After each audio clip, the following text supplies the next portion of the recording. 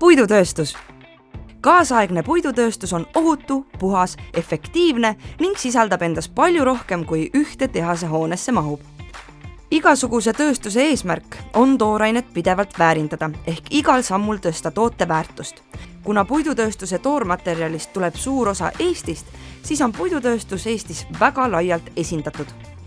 Puidu väärtusahel algab puu kasvamisest metsas. Puid tuleb kasvatada hoolsalt ja neid tasakaalukalt majandada.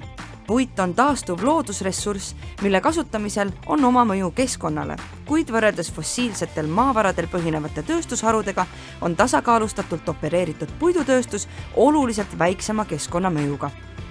Küpses eas puud langetatakse ja vastavalt metsa majandamise kavale kaetakse metsaalune uue taimestikuga. Langetatud materjal jaguneb lihtsustatult 2. Raidmed ehk ladvad ja tüvedelt maha saetud oksad ning ümarmaterjal ehk puutüved, mis lõigatakse palkideks. Raidmed liiguvad harilikult edasi energiatööstusesse või biorafineerimisse, kus puidust eraldatakse keemiliste protsesside käigus erinevad ained, mis teistes tööstusharudes rakenduse leiavad. Ümarmaterjal liigub järgmistesse tehastesse, kus sellest toodetakse puitmass või väärindatakse seda mehaaniliste protsesside käigus üha rohkem edasi. Puitmassist toodetakse paberit, erinevaid kemikaale ning tekstiilitööstusele vajalikku sisendit. Mehaanilisel puidu väärindamisel võib puit läbida 10 tehast, mis sellele pidevalt väärtust lisavad enne, kui see lõpptarbijani jõuab. Iga tehasest väljuv toode võib jõuda otse lõpptarbijani või olla mõne järgmise tehase sisendiks. Mehaanilise väärindamise käigus lõigatakse ümarmaterjal õigesse mõõtu. Pärast saagimist tuleb materjal kuivatada. Kuivale puidule vastupidavuse andmiseks saab teda töödelda erinevatel viisidel, näiteks temperatuuri või kemikaalide toimel. Töödeldud või töötlemata puitmaterjalist valmistavad erinevad tehased keerukamaid puitdetaile.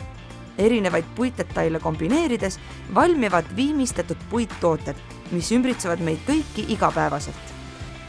Olgu selleks puidust saunalava, puitmaja või söögilaud. Kaasaegse puidutööstuse juures on olulisel kohal efektiivsus ja materjali maksimaalne väärindamine. Igas väärindamise protsessis jääb paratamatult üle materjali, mida ette nähtud kujul kohe töödelda ei saa. Sellised jäägid suunatakse võimalusel alati tagasi väärindamise protsessi ja neist valmistatakse üha uusi tooteid. Saepurust ja puitlaastudest saavad puitkiudplaadid, paber või sisend keemiatööstusele. Klotsidest või lühikestest lauajuppidest valmistatakse uued suured liimpuittalad või kilbid. Mittekaubandusliku välimusega materjal leiab oma tee detailidesse, mis peavad olema funktsionaalsed, kuid mis asuvad pilgu alt eemal. Puidutööstus ja selle toodang täidab olulist rolli Eesti majanduses ja meie igapäevaelus. Eestis pakub puidutööstus tööd pea 60 000 inimesele, luues väärtust koduturule ja müües oma toodangut ka välismaale. Puidutööstuses läheb ekspordiks 60% kogu toodangust, mis on üle 2000 miljoni euro. Nii nagu igas tööstusharus ei saa ka puidu töötlemisel mööda vaadata selle keskkonnamõjust.